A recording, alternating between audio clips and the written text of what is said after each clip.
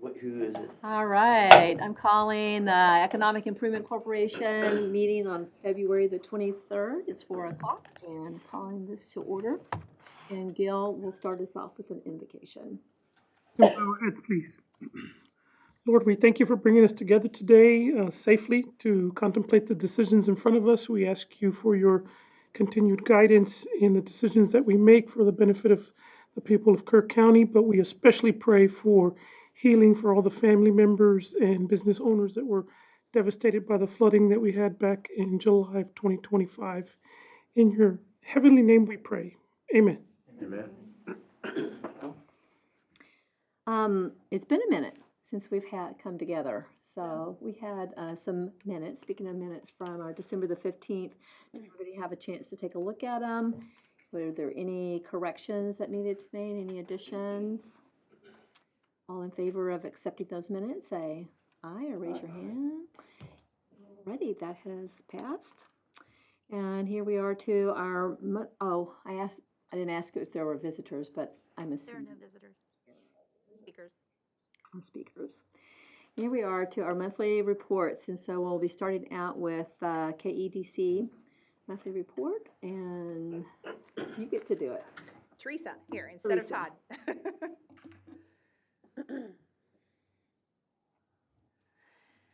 So it's also been just a minute since we've been here to present. Lots been happening. This is just a very high level of what's been happening over the past 3 months. We did have our grand opening on February 7th at the Disaster Relief Center at 98 Coronado. It was amazing. We've seen an uptick of people coming in and actually finding us for the available resources still, people that had not yet come forward or asked for assistance. So it's been wonderful to have both individual disaster case managers and business case managers there as well to help those individuals start their process in recovery. The Community Foundation did award a $10 million to the LIFT Fund. They are present in the 98 Coronado building. They are there Tuesday through Thursday from 9:30 to 3:30. The last updates that we received from the Community Foundation on that was from February 16th, and they said 64 small businesses had been approved for support, and about 50% of the businesses are from the Hunt and Ingram area. So the Community Foundation pushes out updates, including the LIFT Fund, just about every Monday, and so we get those stats from them. Kerrville Chamber of Foundation, Mindy is here today, but we asked her for her updated numbers. They have received $2.3 million in donations since the 5th of July last year, and they've gone through 2 phases of a grants. Most of those distributions have been awarded in Hunt at 15, Kerrville 11, Ingram 6, Comfort 1, and 1 from Centerpoint as well. So highly successful. I'm sure Mindy will be able to update you more on that. Business Recovery Working Group also just finished an outreach to 349 businesses that were surveyed originally on the 8th of July, the 8th and 9th of July. We did a follow-up with them at the end of August, and this was the 6-month survey. Some of that data is being incorporated into the Texas and A&M Economic Impact Report that we should have by mid-March. And we're at about a 50% survey response. So we chose not to send that out via email. We had business working group participants and other individuals in our community that volunteered to call each and every business on that list, so 349 points of contact. Some people didn't respond. Some people say they didn't need help and chose not to participate in the survey, but it was a personal either visit to that business or a phone call to that business owner.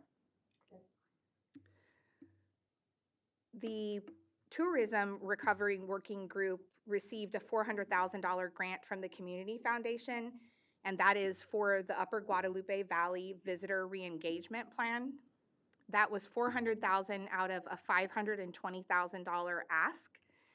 We did have another philanthropic organization that came forward to fund the balance of that. So the tourism working group has been able to proceed with that full re-engagement plan. And then that same philanthropic organization that is choosing to remain anonymous also provided an additional $150,000 for us to be able to extend that campaign into fall. And so that extension will allow us to highlight fall activities in our community and try to boost tourism in some of our off-season time. And there will also be campaign efforts that are directed specifically towards our winter Texan market. The long-term recovery group also had the opportunity to host a business over breakfast that was sponsored by PNC Bank. So we had both local and corporate representatives from PNC that came in and talked a little bit about disaster resiliency and planning for your business, specifically on the financial side of things. So it was a lot of great information for our businesses to be able to utilize moving forward. We've still got quite a bit of questions on, what available resources and how our local banks and our local business mentorship programs can help them in this disaster, but also gave them some very effective tools to begin to plan for resiliency in the future. Over the weekend, we were able to announce that the KPUB, along with LCRA and UGRA, received the $14.7 million middle mile grant that is going to fund essentially the data highway for the Guadalupe flood warning system. I think you guys all had the opportunity to hear a little bit more in depth from Tara on that flood warning system. I'm by no means the expert on it, but this is a very huge win for the entire community, all the way from Hunt and even down into the Comfort area. So we're very pleased about that. I'm sure Michael will update you more, but we are working in conjunction with the city and also the city of Ingram to pursue 2 EDA grants that will be focused on infrastructure. For key core EDC updates, we've been very focused on business retention and expansion over recruitment. We currently have 4 projects in the pipeline. Again, these are all active current businesses in our community that are looking for expansion opportunities. So Project Save is a tech company. They're still seeking funding. And so as they continue to proceed with that funding raise, we're working on opportunities for them in the community for larger operations. Project Breeze is also a local entrepreneur. They are seeking warehouse space. We've had several initial meetings with them. It's a very exciting project. They've found a niche market, and we're excited to be able to work with them to expand their operations. Likewise, Project Casper is kind of what we like to think of as a legacy and cultural business in our community, and we're excited to be able to work with them on some workforce, very specifically some workforce development opportunities. Adriana Cruz from the Office of Governor was here with her entire staff and had the opportunity to tour several of these projects in the community, look at our airport, look at opportunities for expansion.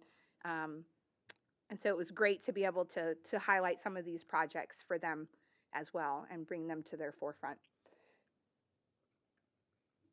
As you all know, the land has been given back to EIC from Megacrete, and I think Kelly is going to talk more about the beginning discussions on opportunities for that 87 acres and where the EIC would like to look for opportunities for that site. And that's all I have. Thank you, Teresa. Any questions? I just wanted to say congratulations on your new building. I was there at your opening, and it's a beautiful building, has so many great features, and I really am glad that you have it, and glad to hear that it's being used. Thank you. Yeah, it's been wonderful to see all of the partners in there and how it's actually working for the community. Right. Thank you. Thank you. Okay, so we're at 4B, the Kerrville Economic Development Board's update. And that's Kelly. Good morning. Afternoon. I just wanted to give you all an update of what is going on with TERS and the Cultural Arts District Advisory Board.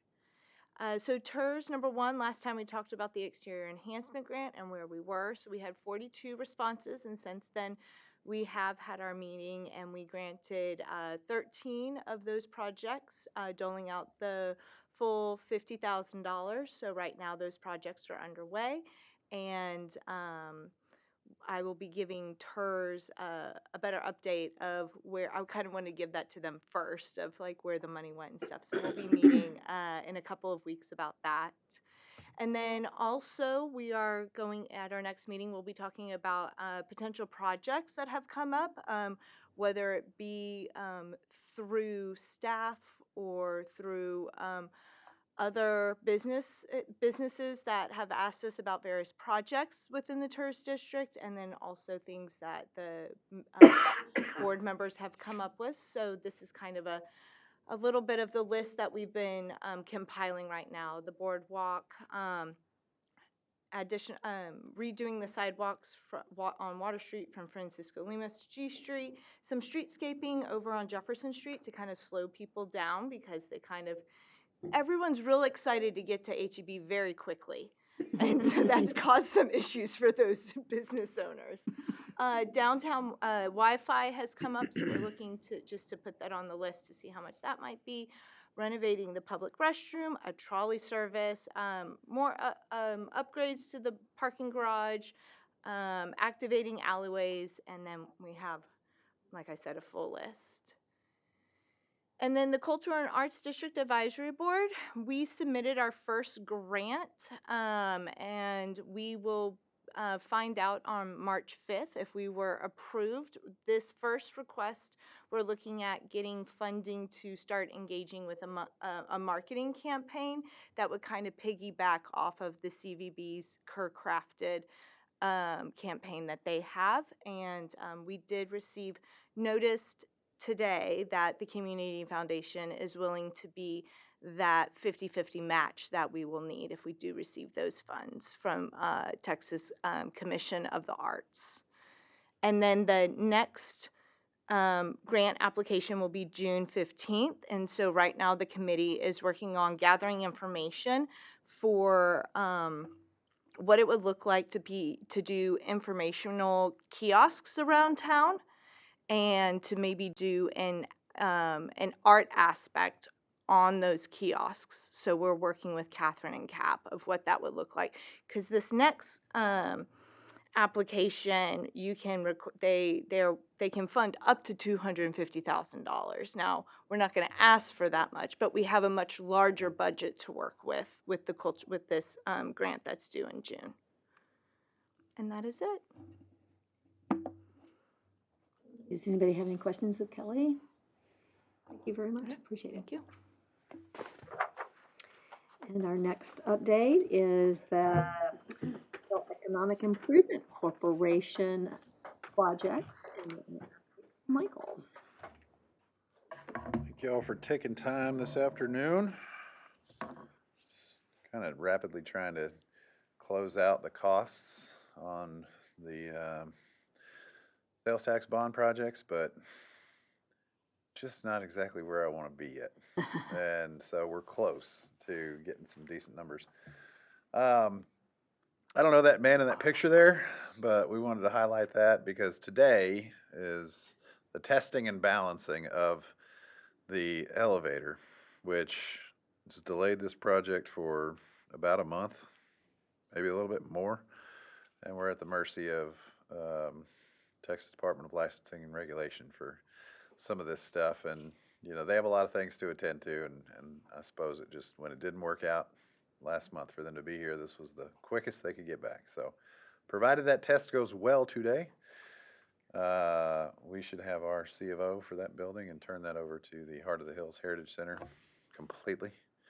Get the fencing down, and we have just about, minus some photography that we're going to have going on for the new place, about $160,000 to return back to you all.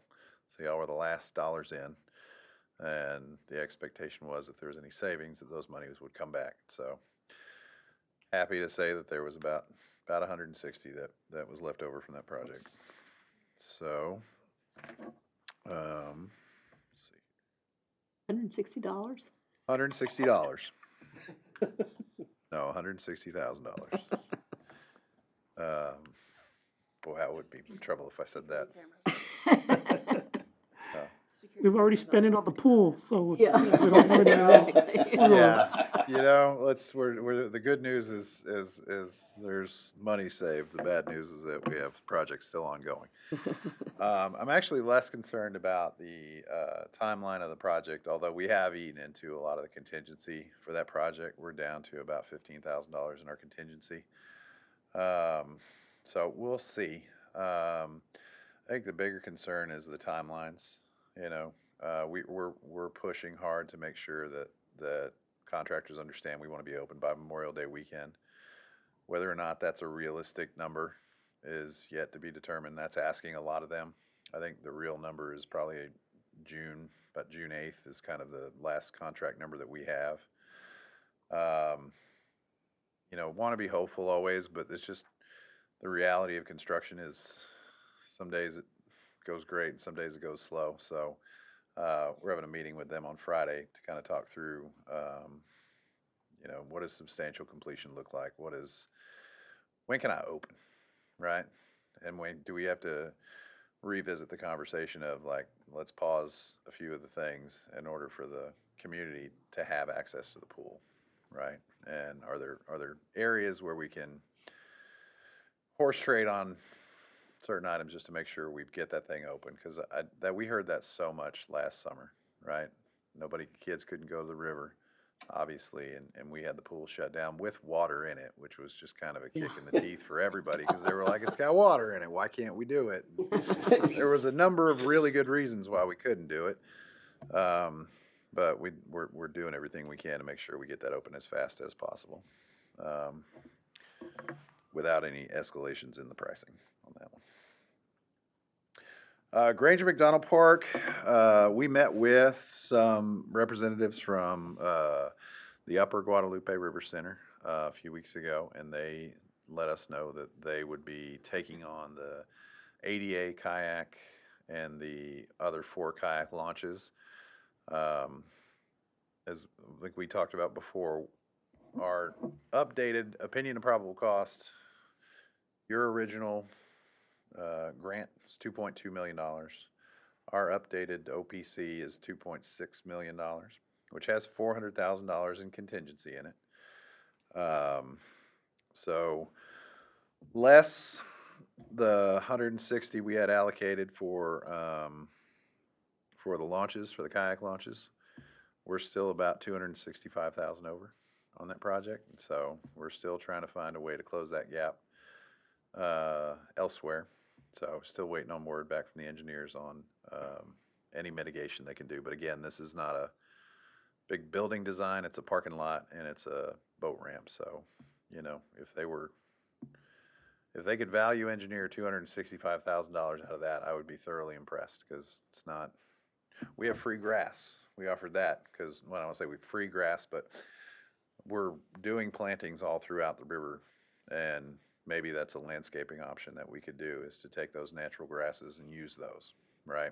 And so we're turning over all the stones. We just haven't finalized any of those conversations yet, knowing full well that, you know, each day we wait, it's just one more day that prices go up, typically for us. So we're trying to get that wrapped up and get something back to y'all, hopefully in a positive note pretty soon.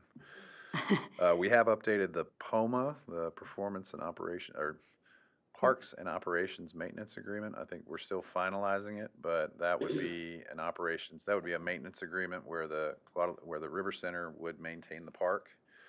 And so I think we're still finalizing some of the details in that, but, so we got a lot of good groundwork going for the park. It's just a question of whether we can hit that number. So you'll hold off on any kind of groundbreaking until you have the full funding?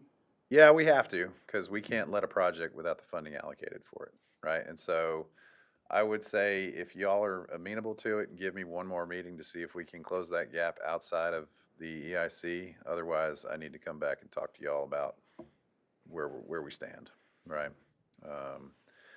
But let us see if we can close that gap independent of this body. Let's see, what's next? The golf course. So the last project we had, the golf course, is the Green Flush Restroom, which is another state agency had to approve this thing. It is going in this week. So we have it going in this week, and then once that's installed, yeah, knocking on wood that it's going in this week. And then the last piece we have to do is once that's in, we will pour the concrete to connect the bathroom to the cart path. And then we're done. And it appears that we will have a pretty good amount of savings in that project. I'm not ready to say what that is, but it's a six-figure number. So it's over $100,000 is what we're going to save on the golf course project. So feel good about that. Cali Theater, we've closed out that project, so we're not going to talk about it, but just in general, I'll have an update on each one of the costs for all of those closeouts for next month's meeting. And that one, I think we're still, punch list items are still being done by the contractor. So I don't think I'm gonna get a bill from them again, but in case I do, I don't want to say all those numbers today. And then the existing parks, that's the two park projects that you all funded, so Granger McDonald, or Guadalupe Park and Kerrville Shriner Park. There's about $50,000 in savings based on the allocation that you guys gave for those. So, all in all, it's looking pretty good. The X factor in it being the pool. So, James Avery, we checked with them today, and I actually saw TxDOT was in my office right before this meeting, the traffic signal guy, and they have that donation agreement on their desk, and they just have to execute it, I believe. And then, for those of y'all that weren't on the board, EIC agreed to pay for 40% of the cost of that light. I think it was $140,000. As a part of the contract, we need the donation agreement, basically saying that TxDOT approves it. And so once we have that, we'll bring that back to y'all for consideration. Probably is a brand new agreement. I don't know. It's been a minute. It's been a long time since that happened. Yeah, that public hearing was, I think, in '24. And then K-Pub, the string lights are the last piece of the downtown project, and we got there in engineering and design phase. So I say that to people sometimes when I'm like, we haven't worked on it in a minute. K-Pub has been working on a ton of stuff. They have a lot on their plates. We really just want them to close this out so it's off their books, but essentially there'll be string lights over Clay and Water Street right there at the parking garage. So kind of a nice little feature like you get when you're at Pint and Plow. Be right there as well. And that is all I've got for now for those projects. We'll talk about Megacrete and the EIC property as another item. So unless y'all have any questions. All right, thank you, Michael. You're welcome. Okay, it looks like we have our financial report by Trina. Good afternoon. Long time no see. All right, so we missed December's financials, but you had those that went out to you, so we're going to jump right into January's activities.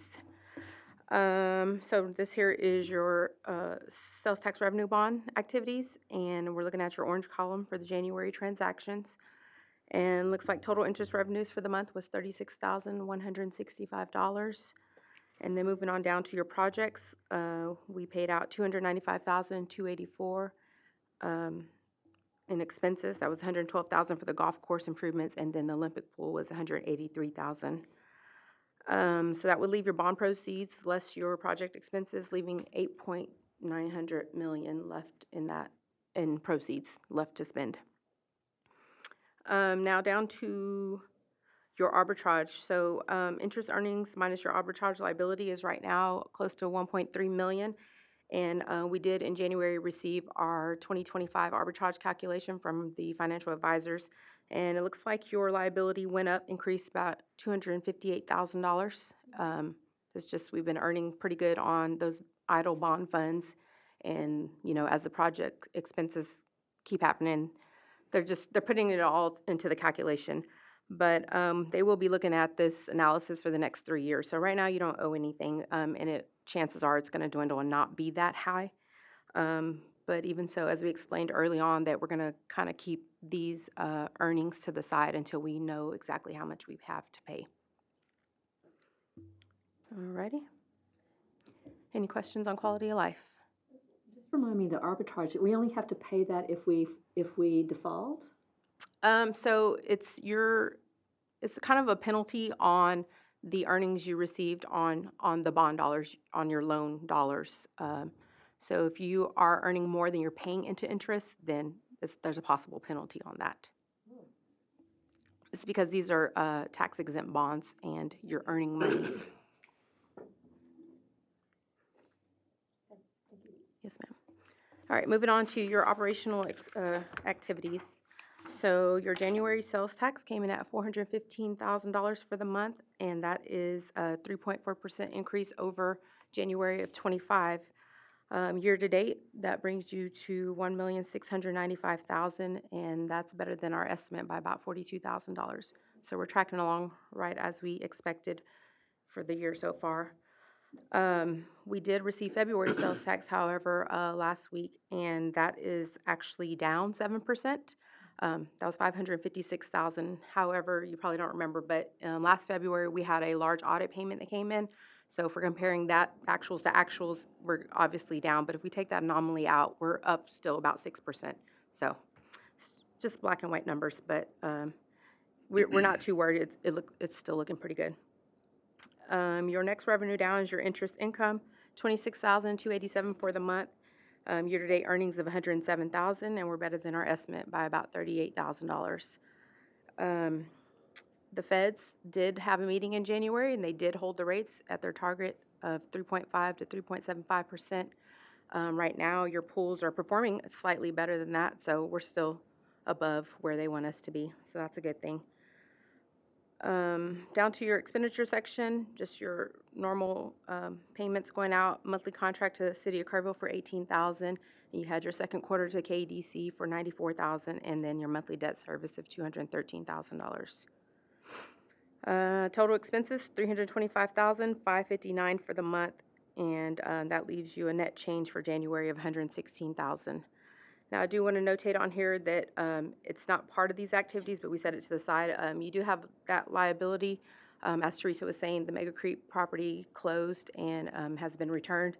And in the settlement transaction, we did receive Mega Creek's property taxes for the 13 days they owned it in 2026, but we set it aside into a liability account because it's going to be due for the 27 property taxes. So it's just it's in holding right now. All right, moving on to cash flow. So, your month-end cash balance in the tax pool account is $6,190,000, and the columns to the right are your updated fiscal year '26 projections. You do have an investment maturity coming up in March. I think it's March 23rd for $1 million, and right now rates are still decent, so we probably will just reinvest that. As long as you don't need the cash, we'll just keep putting it in. And then just want to notate that we did add in James Avery as into this cash flow, maybe April timeframe, we may pay that out. Okay, and financial analysis, your last slide. So top chart is your sales tax analysis and comparing fiscal year actuals and the budget estimates. So right now, the 12-month rolling average is 2% over last year's activities. Your middle chart are your cash and investments, and your taxable yield is 3.87%. And again, it's still a little bit higher than that Fed target rate. And then bottom chart there are your remaining commitments in all your projects that we have not paid out yet. All right, I have nothing else for this report. Any questions? Okay, thank you, Trina. Yes, ma'am, thank you.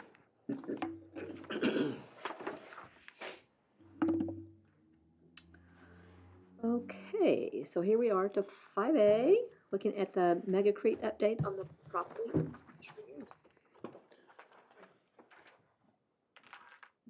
Well, sadly, we have the property back. Wish we didn't. Um, let's see.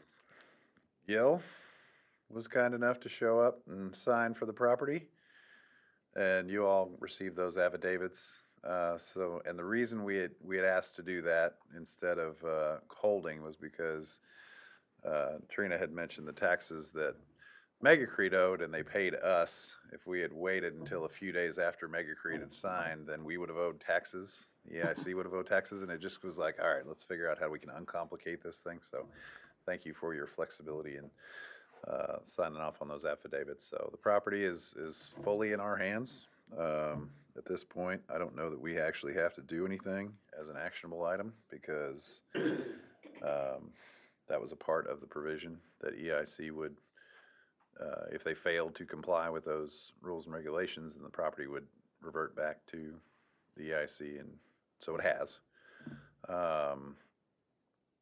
The future use of that property, I don't know. There's been conversations with the airport. It's airport adjacent property. It's separated by a creek. But if there was a large TxDOT aviation program that could come out and span that gap there, you could bridge that creek and create a fenced-in portion of the airport that could function, or even an outside of the fence, but aviation-related piece. I know Schreiner University is working on air A&P program, so airframe and something. Power plant, thank you. As a concept, but again, it's conceptual. We had talked about it as part of the transformational project with the EDA, but it wasn't something that really fit their bill. So there's been a few not developers, but a few businesses that have reached out because they heard that it was reverting back and asking about the condition of it and what it was in. But it hasn't really gone past conversations at that point. Oh, how many acres? 80 something? 87 acres. The valuation, the appraised valuation that was placed on it, before it sold to Megacrete was 1.3 million. The utility infrastructure out there is limited. The sewer capacity was an issue, which created, I think, a block for a lot of development in that area. Right, yes, that's no pun intended. But it worked out well when Megacrete was, when we found Megacrete, because they had a limited need. They weren't going to create a lot of sewer. And so a septic opportunity worked well because they consumed all of the water that was produced, and their byproduct was just that of the office and the staff. And so that very limited instance, it worked out real well. There's not a lot of companies that do that, right? So not exactly sure. About Killdeer, when they first moved here, they were talking about expanding. Have they outgrown the building they're in? They're starting to talk to us about doing that very thing. So they have some space for expansion. Actually, TxDOT owns the property that's south of them. So if you go down that road that's a dead end, just to the south of them is land that TxDOT's owned for about 20 years. I think they had envisioned relocating off of Highway 16 and moving their yard down there. But TxDOT likes to have their yards close to the interstate, particularly in times when it's freezing. Want to be able to access it pretty quickly. And so there may be a conversation to be had about them working with TxDOT on their property. You all have invested money into Killdeer's location, both as a real estate deal and as a jobs creation incentive. I think the first one was $250,000 to go towards the real estate. And then the second grant was tied to the jobs creation. That would get to 400 jobs over time, and that's by 2035, I think, is when they would get up to that. And they're exceeding their annual requirements for that grant obligation, which we need to bring back to you. But they're doing great as it turns out now, and could use some extra space. Does it make sense for them to go over there? I don't know. But that's a conversation that we can have and probably will have with them. Or even the state, swapping properties with them. It's just a weird piece of land.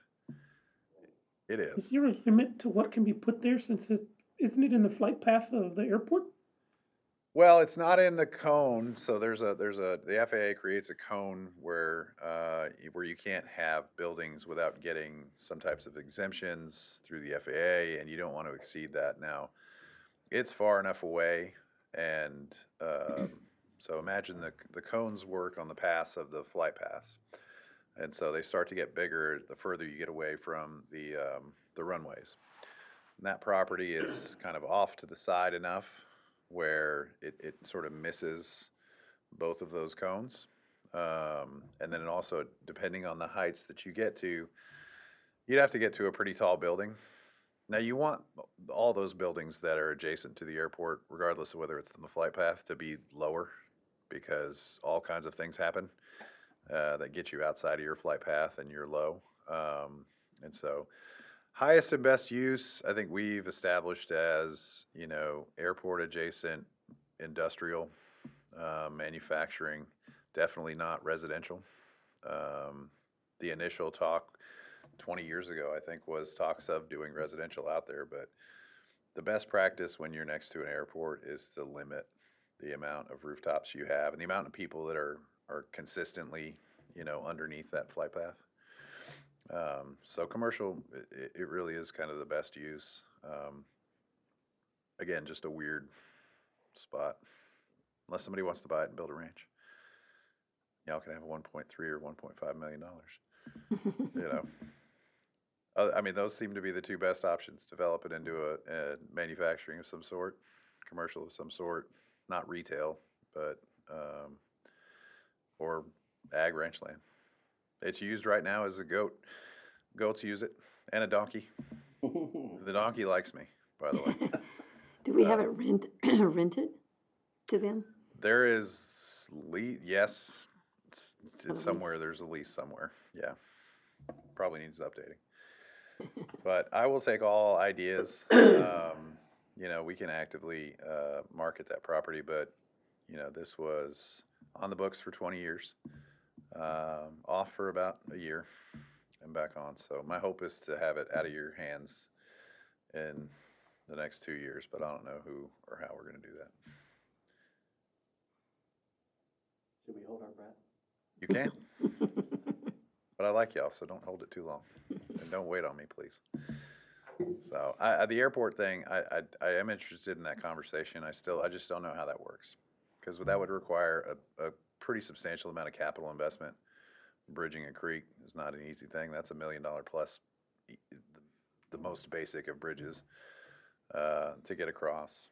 And then you still have to run utilities, because whatever goes out there as a part of that would probably need the sewer run, and that's a few $1 million by itself. So, big project.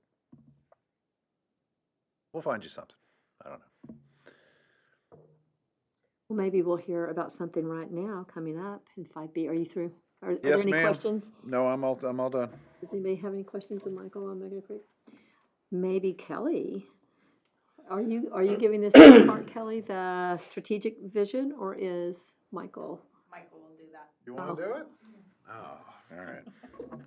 They get sick of hearing me talk. Martin's got a presentation to pull up here.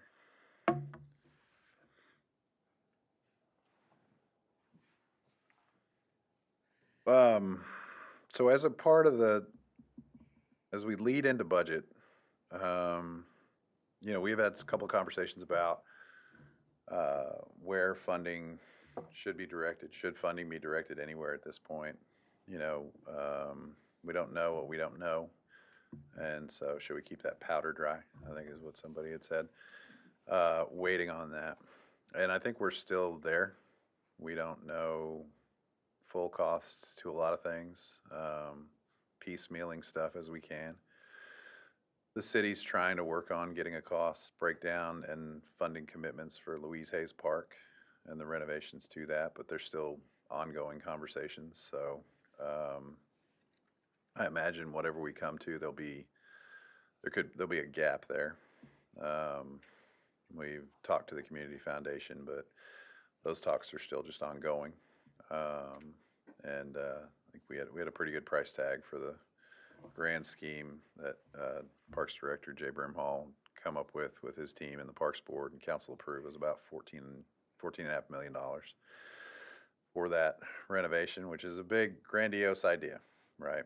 And it's all good until we have to pay for it. So that is one of many, right? That's just one we were just recently talking about, but wanted y'all to start thinking about, as we lead into budget, what is it that you want to see for the future?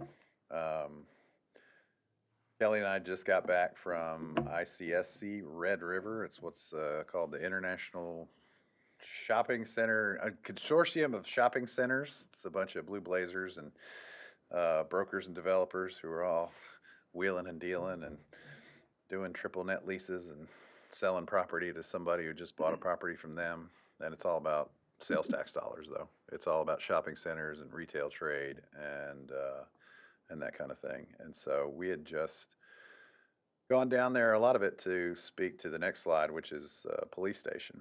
But I had gone down previously, and I've been there every year for about 10 years, just as a rep for the city or others. Just highlighting the community, because it's a lot of that is you highlight the community for the brokers, and they just don't think about us because we're a tertiary community a lot of times. But you bug them enough, they start to listen. And so, you know, we were bugging the folks from Panda Express because we heard that from the community, and that conversation started 4 years ago. And it takes a while sometimes, you know, for those things to come to fruition. But you just kind of poke the bear, and they say, oh, yeah, we want to come to your town, but they have 50 towns that they're going to go to. And then, you know, they pick so many deals. But you keep poking the bear, and they eventually start listening, you know, or stop ignoring you, I guess is the best way to think about it. One of the things so we had some good conversations. There's some groups that are looking to come into town, and they're just trying to find the right piece of dirt to make that happen. And hopefully we'll have some good news. We talked to some entertainment folks who are interested in bringing some youth entertainment, indoor stuff into town.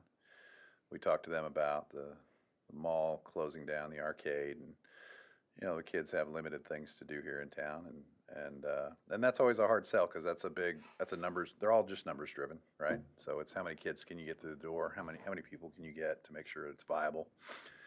And Kelly did a good job selling that story of Kerrville to those folks, and so hopefully we'll see some fruit off of those trees. No more chicken restaurants is what people keep saying to me. Or nail salons. Stop getting your nails done and stop going to eat chicken, and they'll stop building nail salons and chicken places. It's kind of how it works. But we don't know what we don't know. So one of the things that we wanted to ask you to consider for maybe the next meeting or in the upcoming budget year is we have a dated retail study from 2018. We talked to the folks who did that, retail coach. That's just kind of what they do. What's your leakage is the word that they use, like where's that traffic going where it's not here. So Academy is a good example. We had about $20 million worth of sporting goods purchases that were being done elsewhere. People were driving to Bernie, they were driving to San Antonio to go pick up that sporting gear. So if we can get those folks to town, people will start spending those dollars here. But that's pre-COVID, and it's been a minute, so we'd like to update that study. And so we may bring that back unless you all start shaking your head. Absolutely not. See if we can fund that through the AIC. Now, it's all sales tax dollar driven, right? It helps us kind of pinpoint those industries in the retail sector that should come to Kerrville that we're missing out on, such as Academy. Anyway, that was just something for your mind. We were slinging the old police department and bus station. a lot of conversations. Said, oh yeah, we can get you a bank there. Will they serve chicken? Instead of cookies. They Just may. a fried chicken. Right, but city council has directed us to, we solicited a broker, which we selected, so Brinkman Preferred will rep the property. They can take, it's an interesting thing, because cities don't typically own property that they sell. And there's kind of three ways you can auction it. You can do a sealed bid for it, or you can solicit a brokerage firm to help you take offers, which is what everybody else does. And I think the legislature realized that, and so they gave us that opportunity.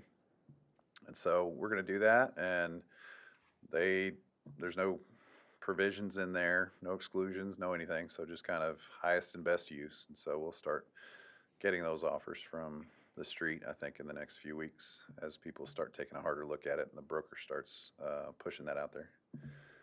Pretty good chance it becomes a bank, though. Banks pay the most, I would say. Banks, and what I hear, car washes actually pay almost as much as banks. I didn't realize that, but one of the brokers told me that. What are they asking for it right now? Do you know? We don't know. Well, so the broker is they're formulating that as we speak. So probably won't have something for council tomorrow, but by the next meeting, yeah. Catty corner to it, I think you're looking in the range of, it's somewhere between 1 and 2. It all depends. It will be at least 1, but I don't know, it'll go over 2. I don't know, it'll go up to 1.5, but it's an acre of land, so it's just under, it's 0.99 acres, or 0.99 acres. It's a unique piece of dirt, certainly, you know. The bones of that building are really good. The reason it's not good for a police station is because police need to put 100 antennas on top of the roof, which creates a bunch of problems in a roof. But another user that didn't have that need, you know, could still use the bones and the framework. That's a sturdy building. So I don't know. We'll see. So the The city, property next door is for sale too. There are 2 properties next door that are for sale. Those 2 homes are for sale. And I mean, it would be an interesting combination of things. The county owns the parking lot behind it, you know, so we can only sell what we're, you know, offering. But yeah, if I was a developer, or if I was somebody who was interested in taking on a whole section, you could put a really nice center. Do they have an estimate of demolition cost? I mean, I think it was 150 was the number that I had, something like that. We would prefer not to demo it because we don't know what they want to do, right? And it's always, things are always less expensive for someone else to do than the government to do it, right? But yeah, something like that, I would say. It's just a good number to know while you're negotiating. It is, yeah. And we had asked the broker to kind of track that down and see what that would look like. And that's right around it. I think it was 143, something like that. Is there any infrastructure issues with that? I know, or I don't know, but I've heard that the old high school has some infrastructure issues, that they don't have enough sewer to really put anything in there at this point. They are. Is this affected the same way? This is not affected the same way. So that area, and that's part of one of the slides we're going to talk about. So this ties into a separate sewer section. That whole area on the north side ties into the Quinlan Creek interceptor line, and that is at capacity at this point, or it's very close to capacity. Tybee Commons, the group that bought that, they're allowed to dump in as much as the school produce, but the schools produce very little sewer, really, at the end of the day. And so that line needs some expansion. A great segue, But you're welcome. because, and I'll go past this one and this one, is we did talk to the EDA about several projects. So the regional director of the EDA came down and met with us, and after it was all said and done, they thought this was a really good project for us to put an application for. So we're currently in that process. We talked to the developers. about some participation. It's a $6 million price tag, and we're hoping that it's gonna be a little bit less than that, but it's an 80-20 cost share. And so that would create all the capacity that we would need for a lot of the north side of the community. And so it's always been driven by development, right? And it's a high cost because it was a $5 million price tag back in '22. And so we've updated those numbers and then included kind of a grant administrator to help us navigate some of that. And so it'll be less than 6 million, but that project is so we're hoping that we get all that stuff in and we can have something to council for an application by March and kick that to the region for April. And if approved, it usually takes about 6 to 8 months for that to get awarded because it has to be approved at the Washington D.C. office level.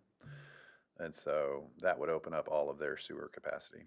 And properties that are along 534 adjacent to like Hobby Lobby, between the church on 534 and that all tie into that Quinlan Creek interceptor, would give capacity for Whiskey Springs as well. They've been working on their own package plant, which they'll still work on, but this would also assist them, give them about half of their development capacity in there. So lots of things tied into that, but that is oh, it's huge. It's huge, and it's not everybody, we talk about this at EIC. You want to fund things that are like flashy and you can see and you can be like, hey, I built that park, and nobody's ever really excited to do the sewer, but it's so important because you can't. Yes, absolutely. You would name it whatever y'all want to.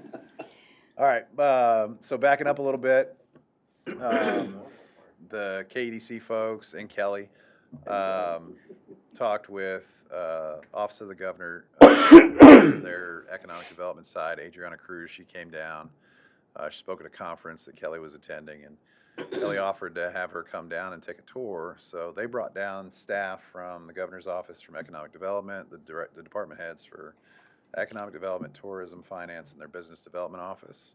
And they spent some time. We kind of went over some projects, which I'll talk about. But Kelly, if you can kind of tell the board about what y'all talked about and what you did.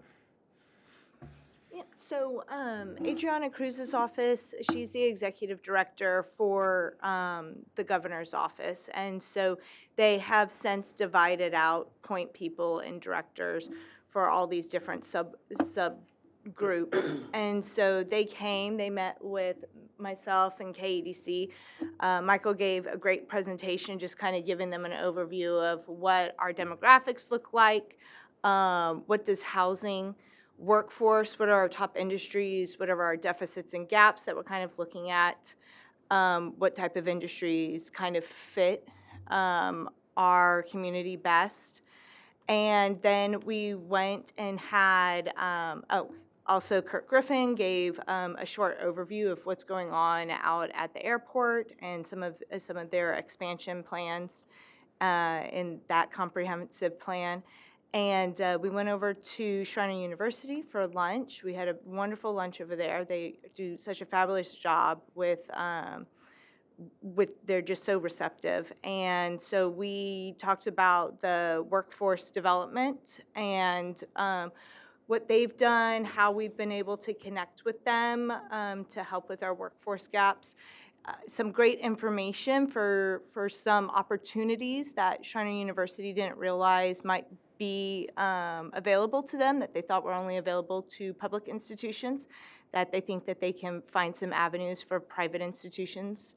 And then after that, we went and we drove around town very strategically to show them all of these different, where's Killdeer, where's James Avery. We took 534 so that they could see the new housing developments and the schools out there. We went down Sidney Baker so that they could kind of see the Tybee Commons area.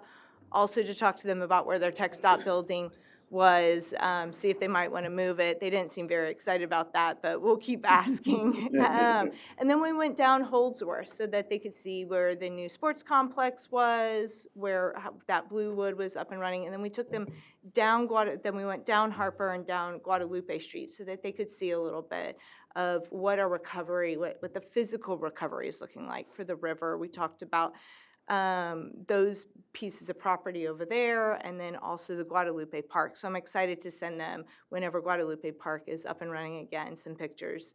They were very interested in that and what's going on with Louise Hayes Park. So it was a really great, we ended at Clint Orms, and Clint Orms did a fabulous job showing them, really highlighting a company who has taken an old building and really revitalizing it. They gave a great tour. They gave everyone a gift.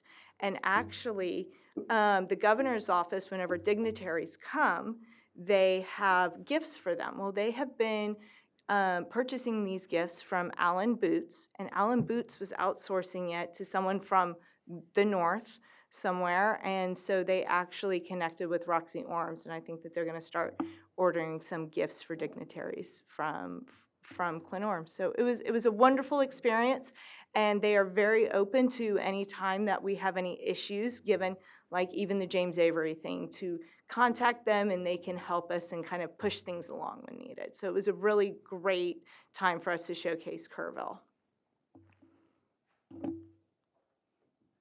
And I'll let Michael finish up talking about some of the potential projects that we went through with the governor's office. Well, we kind of threw out the laundry list of things that we'd love to get done, but we can't afford to do, right? And that seems to me, those are grant projects, it's our responsibility to get it done. We have a need to do it, then we figure out a way and we go do it.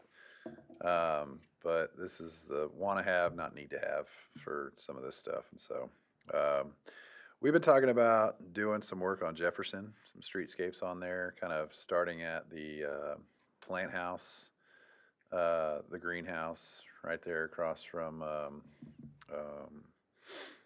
the Beautiful. auto parts store. Yeah, the Napa store. And down kind of almost to HEB. Is there a way to kind of restructure some of that to where it's a little more pedestrian friendly? We talked about doing parking in the center and doing planters in there. So like, the parking would be sort of this way. And there's some interesting concepts to consider, but slowing down some of that traffic on Jefferson and creating a little bit more of a walkable space on that part of still kind of technically downtown, just in a different part. Water Street sidewalks. So we've long talks about that, and also in all of these are comp plan kind of items. Widening those sidewalks that go down Water Street, especially towards like C Street down that way. Once you get to Notre Dame, it really becomes there's not really a big sidewalk component down there, so the walkability is not real friendly. The reason the price tags are so high is not because of the sidewalks, it's because all of the drainage would have to be redone. The drainage is just so perilous. And that's kind of a lot of that. And we just took swags at these numbers too.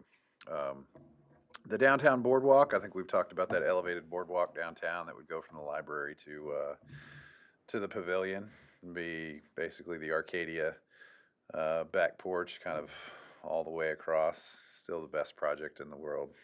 Just got to get somebody to pay for it. But I think I really think, it's such a cool idea.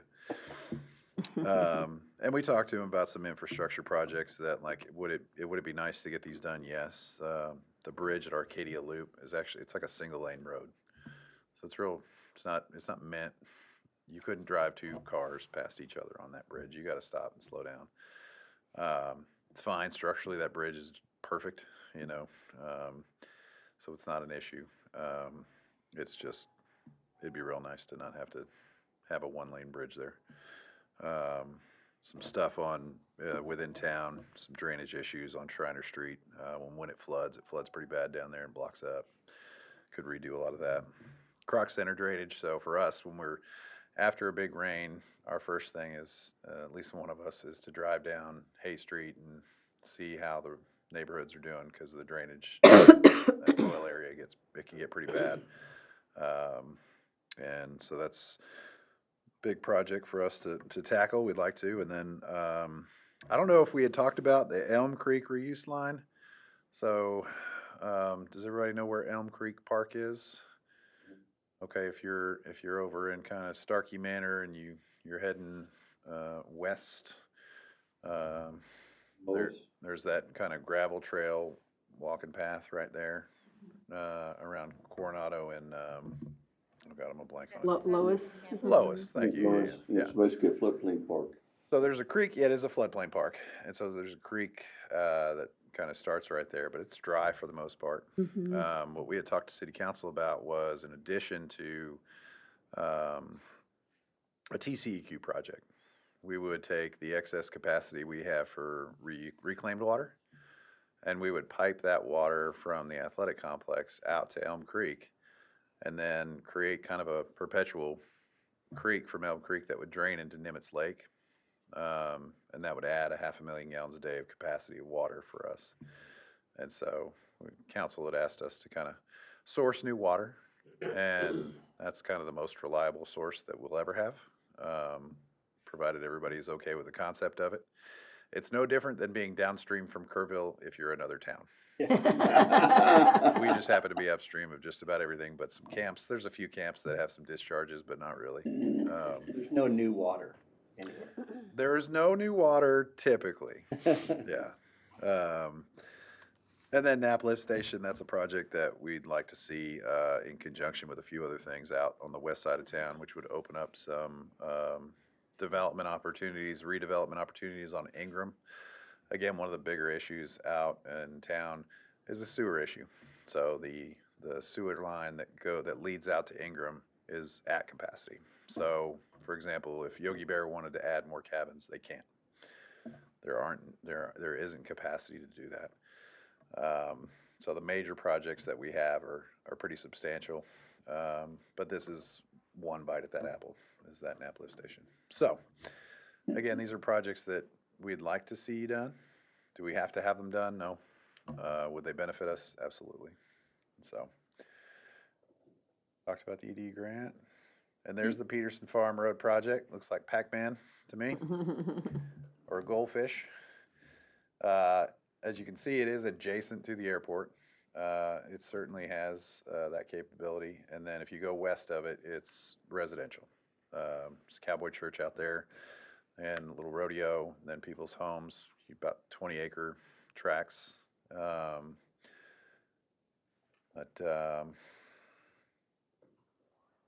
I've been too sad to think about finding a new source for that project because I really wanted the Mega Creek thing to happen.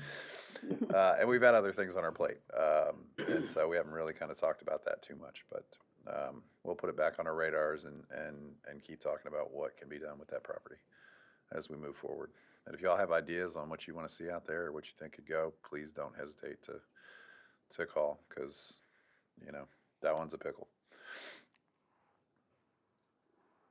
So, lastly, it's just, we wanted to get in your heads, what do you want to see for the next steps? Where do you see the EIC going? What's your strategic vision? Where would you like us to spend our time? What could we be doing different? How could we better serve you? Where would you like to see those dollars heading towards? Do you have a direction on what you'd like to see? In the past, it's been about a 50-50 split of infrastructure dollars and quality of life dollars. So that makes it a little easier. You've been pretty heavy on the quality of life lately. You've spent $20 million on that.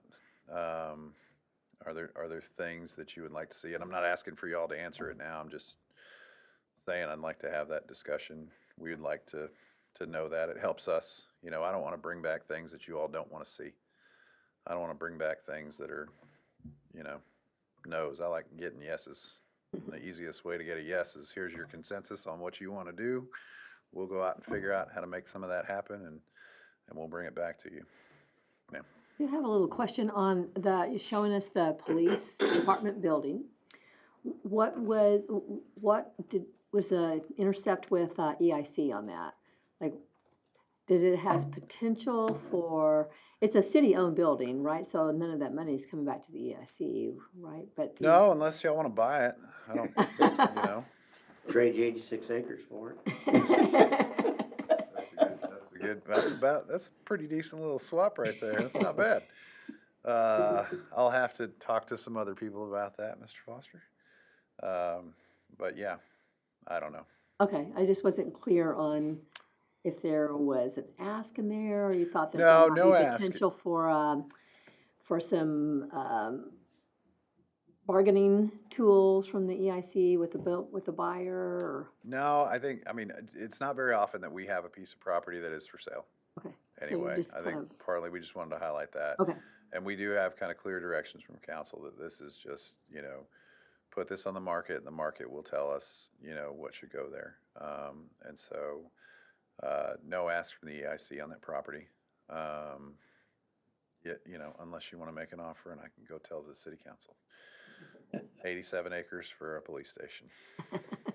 Is the city or any of the people you're talking to about coming to town concerned at all about the two restaurants that have closed down, the Pancake Place and IHOP. Arby's, IHOP and Arby's?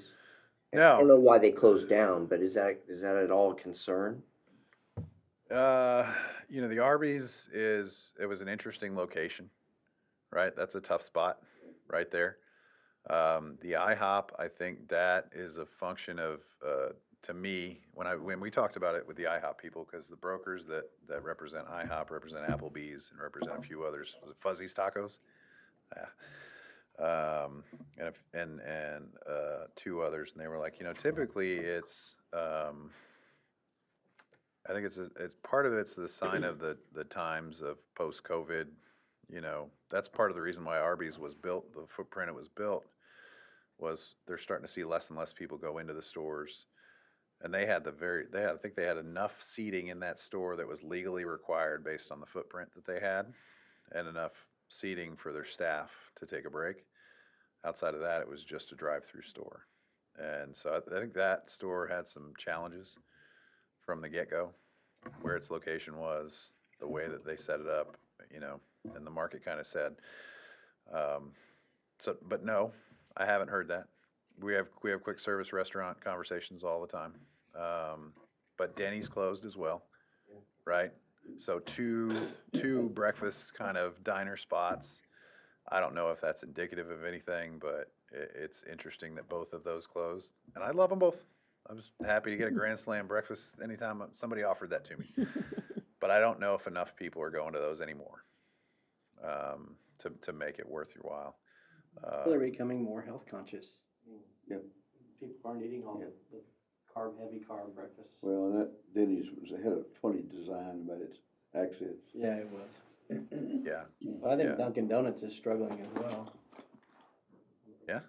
They're doing great. I don't know. I don't ever see Your gut. I don't know.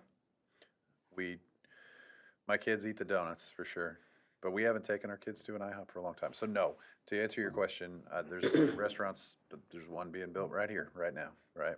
Panda Express will be open pretty soon. They're excited to be here. I think it's the models. Yeah. I never, my dad had Luby's stock, Mm. and that became a bad idea after a while. I think sometimes those tides change. And it sucks because I like a diner. No. I love a good diner. I mean, Versus fast food everywhere. yeah. Applebee's or Fuzzy's Taco would probably do pretty well there. Yes, I think that's actually going to be a bank. Oh, I'm not sure, but I heard IHOP is that gonna be rumbling. bank. Yeah. another bank. Hey, Wow. stop needing banks and chicken places and nail salons, That's a fun conversation too, because we don't drive too much of that train. It just, market does what it's gonna do. So, yeah, we'll see what ends up being there.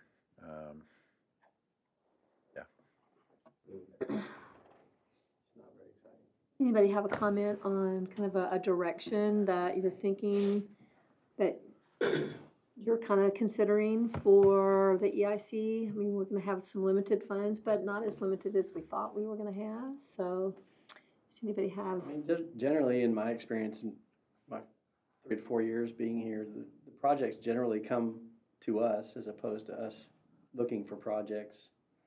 And, you know, our community, like you said earlier, is starving for entertainment activities for family-age people. Arcadia fills that gap a little bit here and there, but it's not much. You know, we sorely need a new bowling alley facility. You know, there's, Something. yeah. The Arrows Play Park is under construction, so that's just outside the town, as you're heading towards 16, and that's gonna be good for younger families. It's like a indoor gymnasium, playground kind of space. But yeah, you're not wrong. When I talk to banks about bowling alleys, they tell me that they wouldn't give a loan out to a bowling alley because it's a hard thing to sell. They wouldn't give you like a, you know, here's a loan with 30% down. You got to put down a whole lot because you're not selling back a warehouse space if it folded. Because it's all built into the concrete. And I'm like, isn't there a way to build it where the bowling alley is elevated and not, you still do have like a concrete pad underneath? There's got to be a way, you know? Now everybody says they want a bowling alley. We're trying to find people who will build If you bowling can alleys. build an ice skating rink that is gonna be taken out, you know. It We was need a curling facility. stuff like that. Yeah. I mean, all that stuff was built just for Let me this, get my pen. and then it gets taken out.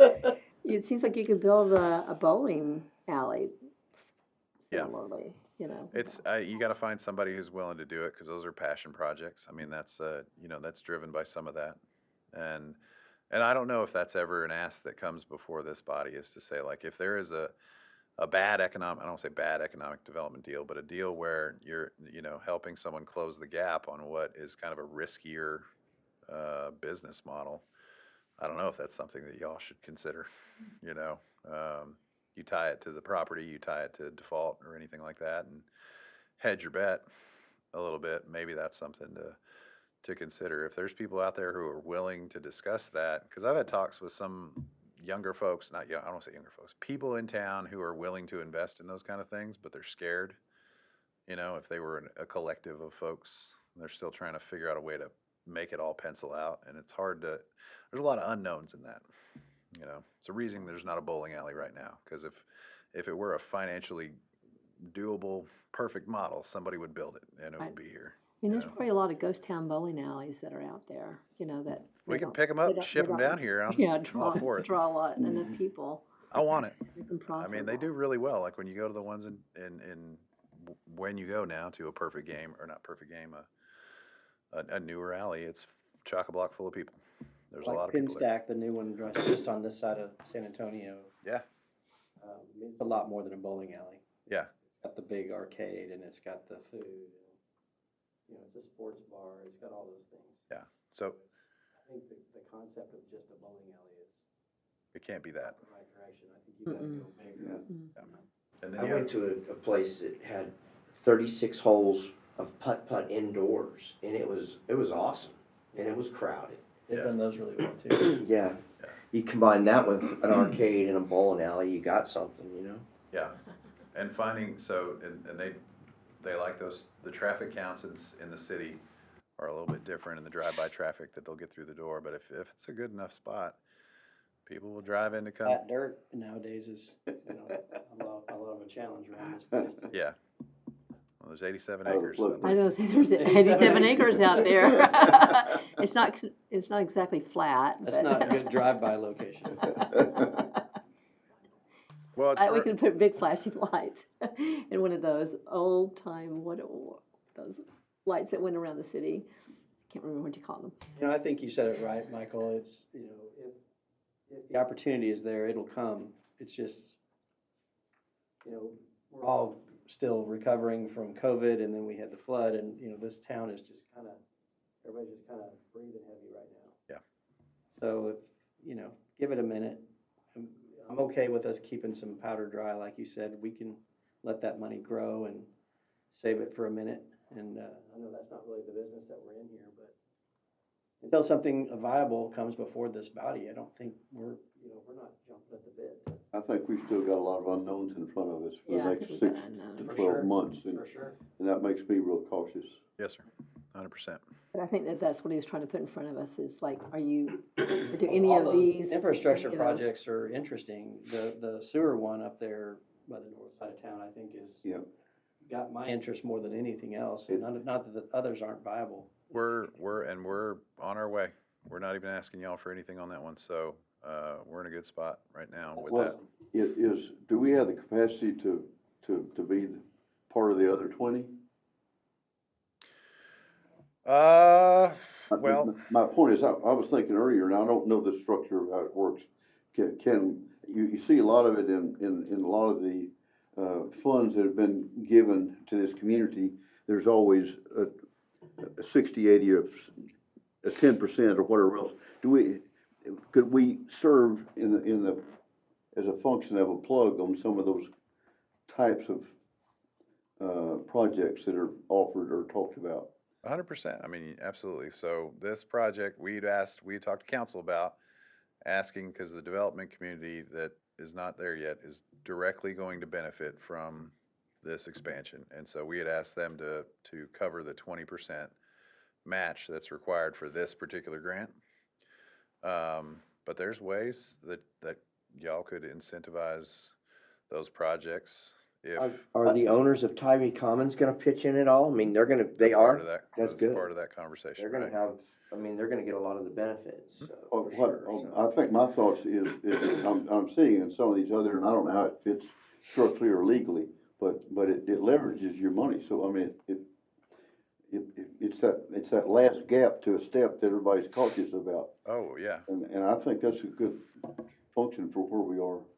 absolutely.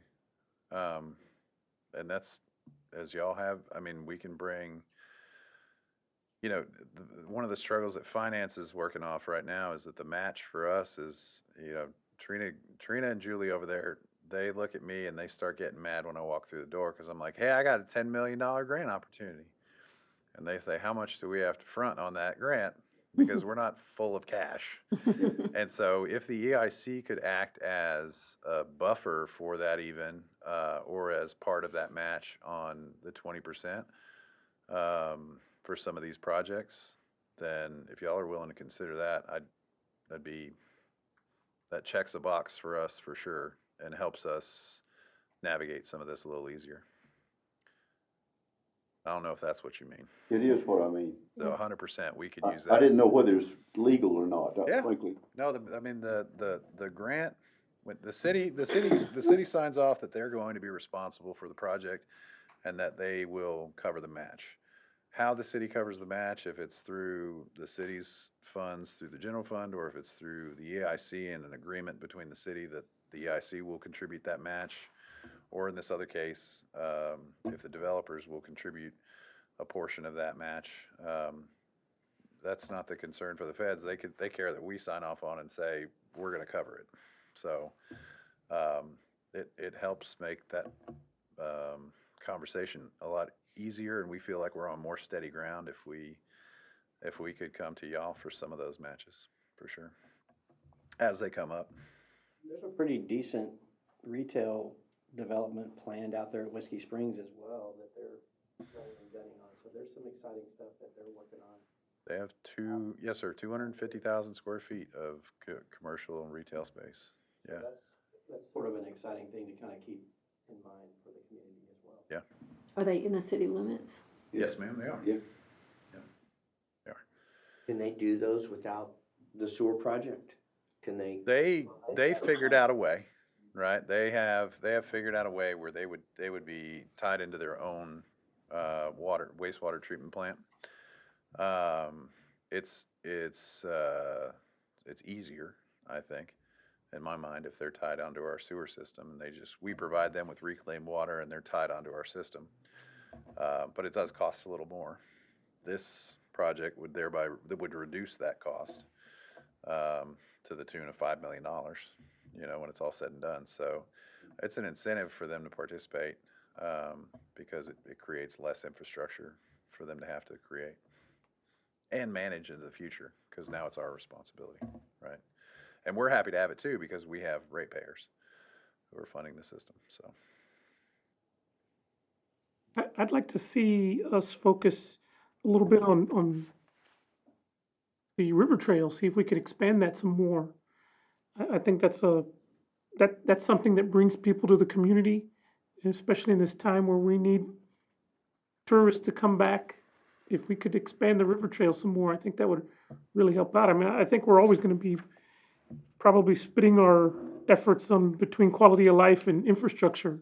But I'd like to see us focus too on the river trail. I know that's kind of been put in the back burner because of the flood, but if we could expand the river trail to Town Creek, further down towards G Street on the north side, I think that would be really helpful too. What is the cost and planning on repairing the current bridge that's out in the river trail? Insurance, is it insurance proceeds or FEMA funds? Insurance proceeds? Huh? Donation? Oh, yeah, that's right. The Community Foundation funded, the replacement of the benches and kind of the dog watering stations and watering, as well as the bridge. As well as the bridge? They gave, the city $400,000, in change, I think. I don't think it wasn't even 400. And then we have to redesign the bridge, and so it's gonna be almost a year before that is back in place. But that's going. Which That's- bridge? The G Street Bridge? No, the one that crosses, Meeting Creek. Yeah, Meeting Yeah, Creek. Meeting Creek. That Yeah. goes into River Hill? Well, one Yes. thing, you know, they recently tied in the river trail to the Veterans Hospital Mhm. deal, and that all tied, and those guys in those carts are going across, and they They're can go using all it. the way up and down that river trail, except now they're blocked by that bridge. it'd be nice if I could borrow an Army Corps of Engineers bridge, just one of those temporary ones, and just slap it down there to get them across. But we also talked about trying to extend the river trail, even around for those guys specifically, because they ride their scooters on the highway, which Yeah. drives us all crazy. It's super dangerous. But they want their lottery tickets, and they gotta go to the corner store at that grocery store. If there's a way we can kind of tie back into, now that we have that section there. But we have done, so the EIC funded a study for the cost estimate for the river trail expanding west around Nimitz Lake. If you take away the last section, which is kind of what we all think should happen, because it's real hard to get around. You can get to Knapp Boat Ramp, and then from Knapp Boat Ramp to Thompson, and then from Thompson down to the Guadalupe River Center and Granger McDonald Park. Once you get to there, that's kind of the stopping point, because the water treatment plant creates a big problem, because you have to go around the water treatment plant to the highway basically, and then come back down. And so anyway, those three sections is about $15 million. And so kind of chunk by chunk, it's about a $4 or $5 million stretch. We still have a lot of easements we'd have to get to. And then heading the Town Creek section, I have no idea how much that's gonna cost, but that's a really cool idea, because that activates that whole sports complex to downtown, and everything from Holdsworth all the way down. That's a ton of easements right there, because that's everybody's backyard into that creek for all those residential properties, but it's a good project, for sure. So, have you guys done any modeling or estimates about how much tax revenue that Whiskey Springs is gonna create?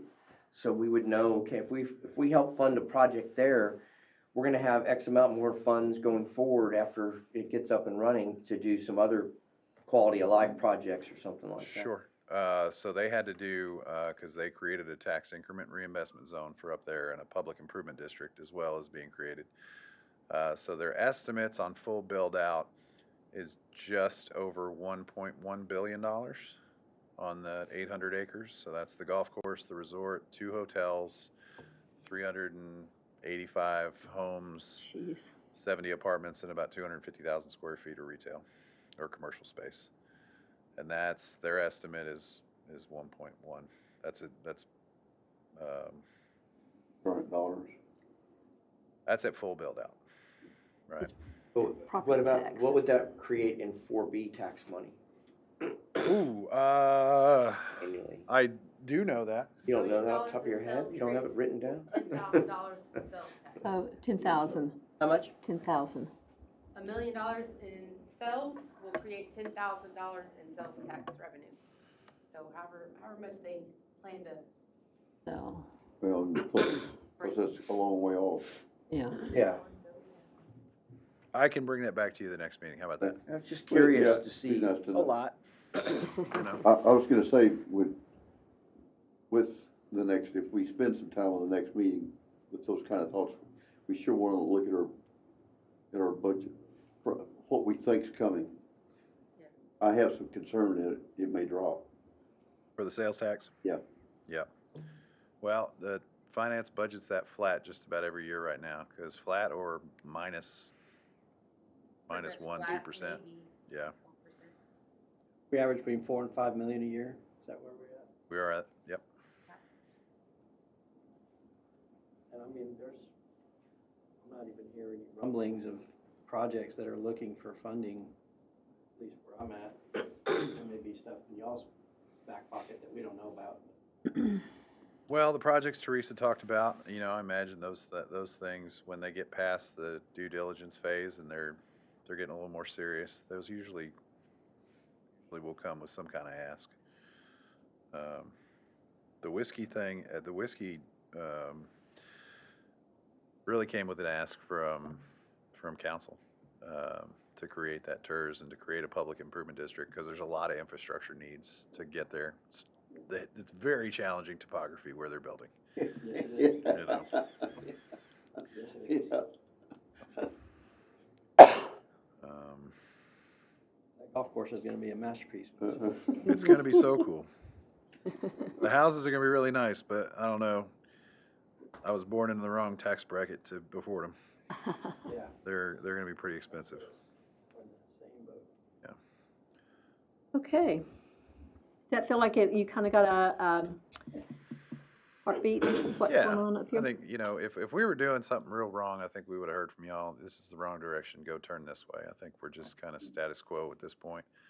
I like that. And we'll keep bringing you ideas as they come up, and they're brought to us or to KEDC. We haven't had a Go Team meeting in a while because we haven't had anything come through our doors. So we'll just keep rocking and rolling. I think what you'll probably see from us as budget comes through is we may have some more line item requests for smaller things that we just kind of habitually will put into the budget. If y'all are amenable to it, we can talk about those when the budget time comes around. Okey-dokey. Okay, are there any other items for a future agenda? Danny's given Michael one thing. Anything else?